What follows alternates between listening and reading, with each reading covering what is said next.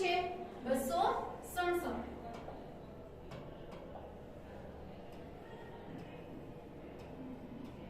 હવે આપણને એ તો ખબર પડી ગઈ છે કે આપણે દાખલો કઈ રીતે કરીએ છીએ। આપણને કોઈ એક સંખ્યા આપેલી છે, એ સંખ્યાને પહેલા ઉલટા ક્રમમાં લખી નાખવાની, પછી આપણને જે સંખ્યા આપેલી છે એ સંખ્યા અને ઉલટાવેલી સંખ્યા છે એ બંનેનો સરવાળો કરવાનો, પછી જોવાનું કે સરવાળામાં આપણને જે જવાબ મળે છે એ વિશિષ્ટ સંખ્યા છે। જો એ વિશિષ્ટ સંખ્યા હશે તો આપણો દાખલો ત્યાં જ પૂરો થઈ જશે, અને જો એ વિશિષ્ટ સંખ્યા નહીં હોય તો આપણે જે પ્રોસેસ કરીએ છીએ એ જ પ્રોસેસ ફરી પાછી કરવાની છે। તો આપણે જોઈએ 267 માટે। હવે શું કરીશું, આ સંખ્યાને પહેલા ઉલટાવવા। તો સંખ્યાને ઉલટાવીએ તો સંખ્યા શું થશે 762। હવે શું કરવાનું છે, સંખ્યાનો ઉલટાવેલી સંખ્યા અને મૂળ સંખ્યા એ બંનેનો સરવાળો કરવાનો છે। તો હવે શું કરીએ છીએ આપણે, સરવાળો 267 અને 762 આ બંનેનો સરવાળો કરીએ। તો ચલો 7 માં 2 ઉમેરો તો 9, 6 ને 6 12 નો બગડો વધી 1, 7 ને 3 10। તો આપણી પાસે સંખ્યા કઈ આવી 1029।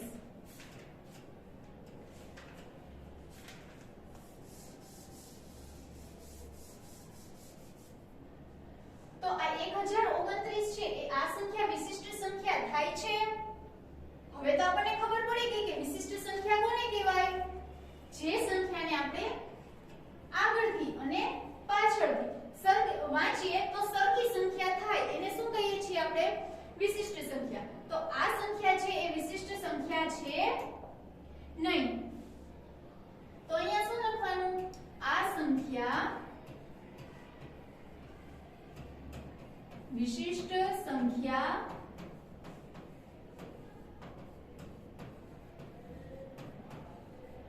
નથી। તો વિશિષ્ટ સંખ્યા નથી તો શું કરીએ, આને આ ફરી પાછું કરીએ। હવે આપણી પાસે મૂળ સંખ્યા કઈ છે 1029। તો હવે આ સંખ્યાને આપણે ઉલટા ક્રમમાં લખી નાખીએ। તો સંખ્યાને ઉલટાવતા શું થશે 9201 એટલે કે 9201। હવે આ સંખ્યા અને આપણી મૂળ સંખ્યા એ બંનેનો સરવાળો કરી દઈએ।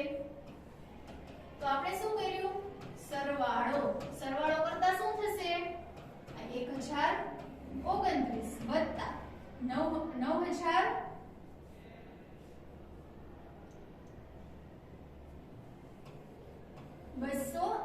આ બંનેનો સરવાળો કરીએ। 9 ને 1 10, 10 ની 0 વધી 1, 2 ને 1 3, 0 માં 2 ઉમેરો તો 2, 9 ને 1 10।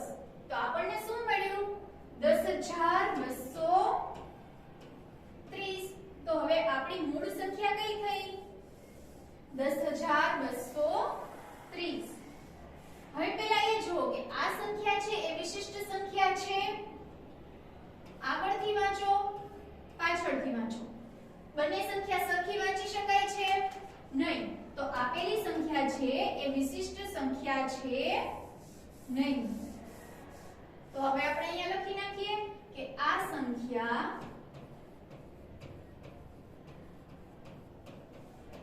વિશિષ્ટ સંખ્યા છે કે નથી, નથી।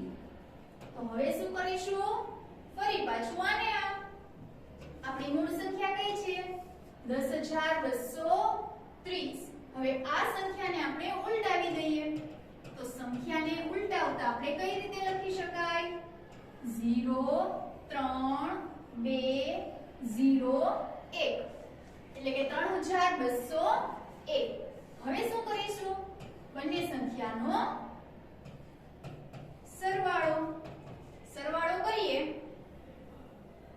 તો આપણને શું જવાબ મળે છે 10230 વત્તા 3201। 0 માં 1 ઉમેરો 1, 3 માં 0 ઉમેરો 3, 2 માં 2 ઉમેરીએ તો 4 0 માં 3 ઉમેરીએ તો 3 1 માં 0 ઉમેરીએ તો 1 તો આપણી પાસે કઈ સંખ્યા આવી 13431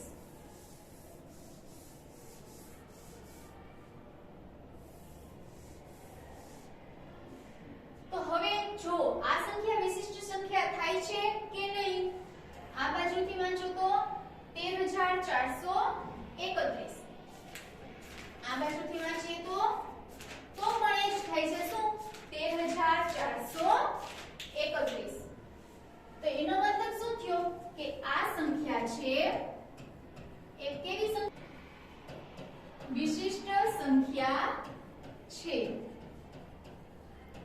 તો કઈ સંખ્યા વિશિષ્ટ સંખ્યા છે આમ 13431 એ વિશિષ્ટ સંખ્યા છે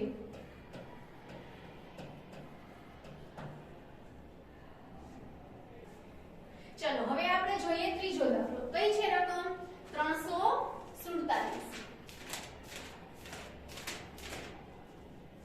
તો આપણે શું કરવાનું છે એ તો બધાને ખબર જ છે સૌથી પહેલા સંખ્યાને ઉલટાવવાની અને ઉલટાવેલી સંખ્યા અને મૂળ સંખ્યા એ બંનેનો સરવાળો કરવાનો પછી આપણને જે જવાબ મળે છે એ જવાબ વિશિષ્ટ સંખ્યા છે કે નહીં એ જોવાનું છે તો ચાલો આપણે હવે શું કરીએ આ સંખ્યાને ઉલટાવીએ તો આ સંખ્યા ઉલટાવીએ છીએ તો શું થાય છે સંખ્યા 743 હવે આ બંને સંખ્યાઓનો શું કરીએ સરવાળો કઈ બે સંખ્યા 347 વત્તા 743 7 ને 3 10 10 ની 0 વધી 1 4 ને 4 8 8 ને 1 9 7 ને 3 10 તો આપણી પાસે કઈ સંખ્યા આવી 1090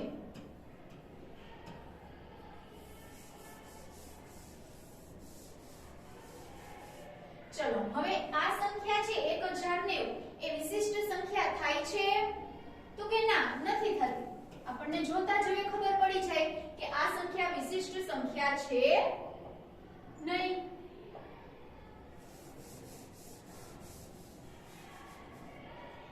તો આપણે શું લખીશું અહીંયા આ સંખ્યા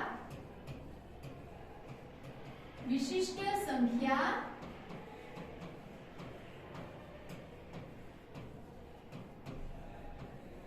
નથી તો વિશિષ્ટ સંખ્યા નથી તો શું કરવાનું ફરી પાછી સંખ્યા કરીએ સંખ્યાને ફરી પાછી ઉલટાવીએ એટલે કે સંખ્યાને ઉલટાવતા શું થશે 901 હવે સરવાળો કરીએ કોનો સરવાળો કરીશું 1090 વત્તા 901 ચલો સરવાળો કરો 0 માં 1 ઉમેરીએ તો 1 9 માં 0 ઉમેરીએ તો 9 0 માં 9 ઉમેરીએ તો 9 1 માં 0 ઉમેરીએ તો 1 તો આપણી પાસે કઈ સંખ્યા આવી 1991 તો હવે તમે જુઓ આ સંખ્યા છે એ વિશિષ્ટ સંખ્યા થાય છે કે નહીં તો કે હા આ સંખ્યા વિશિષ્ટ સંખ્યા થાય છે આ બાજુથી વાંચીએ છીએ તો શું થાય છે 1991 અને આ બાજુથી વાંચીએ તો પણ 1991 તો કે આ સંખ્યા છે એ વિશિષ્ટ સંખ્યા છે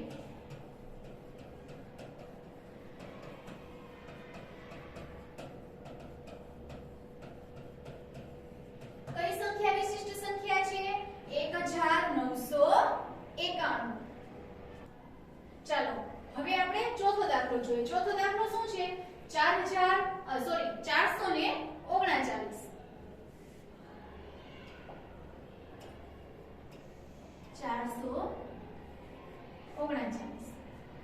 શું કરવાનું છે સંખ્યાને આપણે ઉલટા ક્રમમાં લખવાની છે તો આપણે સૌથી પહેલા સંખ્યાને ઉલટાવીએ સંખ્યાને ઉલટાવીએ છીએ તો શું થાય છે સંખ્યા 934. હવે ઉલટાવેલી સંખ્યા અને મૂળ સંખ્યા એ બંનેનો શું કરવાનો સરવાળો કરવાનો.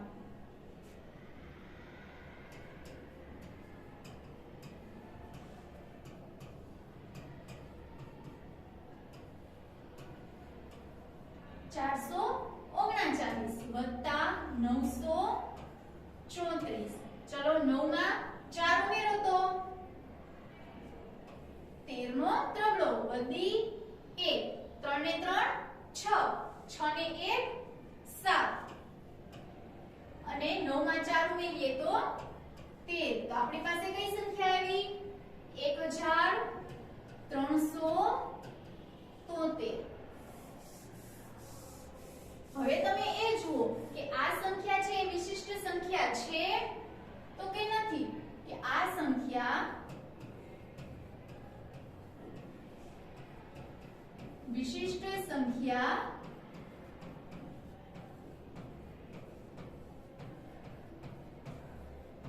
નથી. તો વિશિષ્ટ સંખ્યા નથી તો શું કરીએ ફરી પાછી સંખ્યાને ઉલટાવીએ. આ સંખ્યાને ફરી પાછી ઉલટાવીએ તો સંખ્યાને ઉલટાવતા સંખ્યા કઈ બને છે 3731. હવે આ ઉલટાવેલી સંખ્યા અને આ આપણી મૂળ સંખ્યા એ બંનેનો શું કરીએ સરવાળો.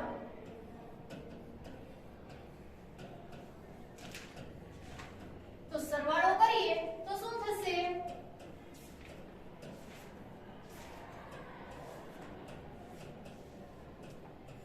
3 ને 1 4, 7 ને 3 10, 10 ની 0 વધી 1, 7 ને 3 10, 10 ને 1 11 નો એકડો વધી 1, 3 ને 1 4, 4 ને 1 5. તો આપણી પાસે કઈ સંખ્યા આવી 5104. તો હવે તમે એ જુઓ કે આપણને જે આ સંખ્યા મળી 5104 આ સંખ્યા છે એ વિશિષ્ટ સંખ્યા થાય છે કે નહીં નહીં. આ સંખ્યા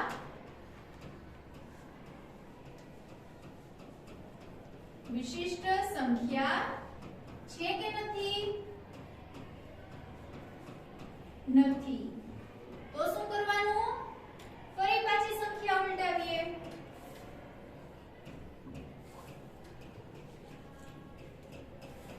ચલો સંખ્યાને ઉલટાવીએ છીએ તો સંખ્યા શું થાય છે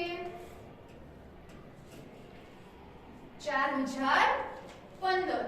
હવે આ ઉલટાવેલી સંખ્યા અને આપણી મૂળ સંખ્યા એ બંનેનો સરવાળો કરીએ. તો સરવાળો કરતા તો સરવાળો કેટલો થાય ચલો આપણી મૂળ સંખ્યા કઈ છે 5104 અને ઉલટાવેલી સંખ્યા 4015. હવે આ બંનેનો શું કરીએ આપણે સરવાળો કરીએ. 4 માં 5 ઉમેરો તો શું જવાબ આવશે 9.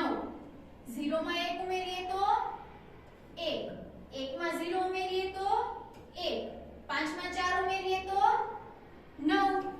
તો આપણને સરવાળો કરતા કઈ સંખ્યા મળી 9119. હવે તમે આ સંખ્યા જુઓ, આ સંખ્યાને આગળથી વાંચો અને ઉલટા ક્રમમાં વાંચો તો શું થશે એક જ સંખ્યા થાય છે. તો એનો મતલબ શું થાય કે આપણને આપેલી સંખ્યા એટલે કે આ સંખ્યા વિશિષ્ટ સંખ્યા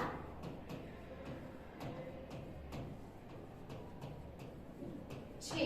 એટલે કે આમ 9119 એ વિશિષ્ટ સંખ્યા છે. આજે આપણે પ્રકરણ 7 માં દાખલા નંબર 7 નો અભ્યાસ કર્યો. એ તમારે સ્વાધ્યાય પોથીમાં પૂરવાનો છે અને આવતા વિડિયોમાં આપણે દાખલા નંબર 8 નો અભ્યાસ કરીશું. અસ્તુ.